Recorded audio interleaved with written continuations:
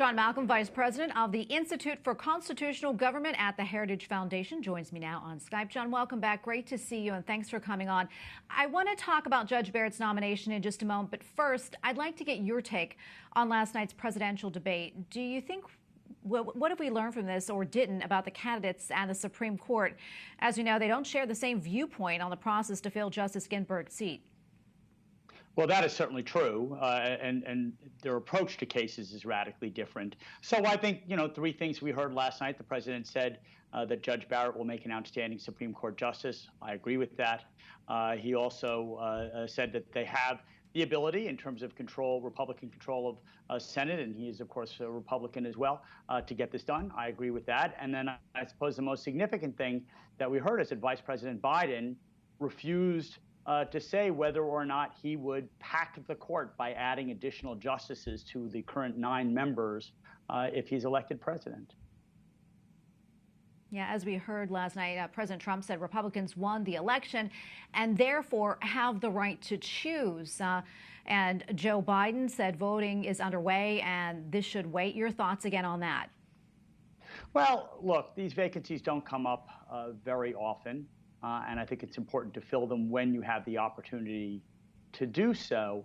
19 times in an election year, a president has made a nomination when the presidency and the Senate were controlled by the same party. 17 of those nominees were confirmed. 10 times the president has made a nomination in an election year in which the presidency and the Republican and the Senate were controlled by different parties. Only 2 of those nominees were confirmed, and the last time that happened was in 1888. During the Grover Cleveland administration. So, look, this is an opportunity not to be missed, and the Republicans are jumping on it. Yeah. As you mentioned, Biden didn't answer questions on ending the filibuster or expanding the Supreme Court. What do you make of that? And also, do you think it was a missed opportunity with voters? Well, it's a potentially very significant thing. So some people think that the number of Supreme Court justices is established by the Constitution. It is not, and the number has varied over time, although it's been in 9 for a long time, and that appears to work very, very well. So the Democrats have basically said that if they keep the House and they win control of the Senate and they take the White House, that they will eliminate the filibuster for legislation. And one of the things that they have said that they will try to pass is a law that increases the number of justices on the Supreme Court and probably the number of judges on the lower courts. And if they will have the power to do that, and they can do that. I want to focus back now on Judge Barrett. As we've seen, she's meeting with Republican senators on Capitol Hill, and some Democrats have indicated that they'll meet with her ahead of confirmation hearings. However, Democratic leaders said that they won't. What's your reaction to that, and what do you think of this politicization that these meetings are having between senators and Judge Barrett?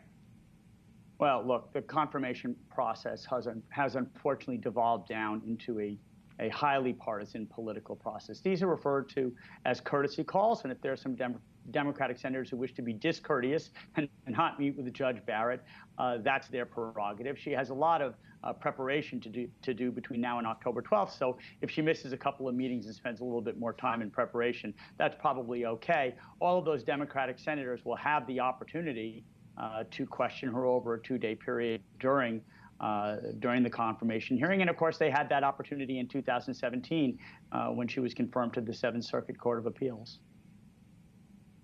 All right, John, thank you so much. John Malcolm, Vice President of the Institute for Constitutional Government at the Heritage Foundation. Thank you again.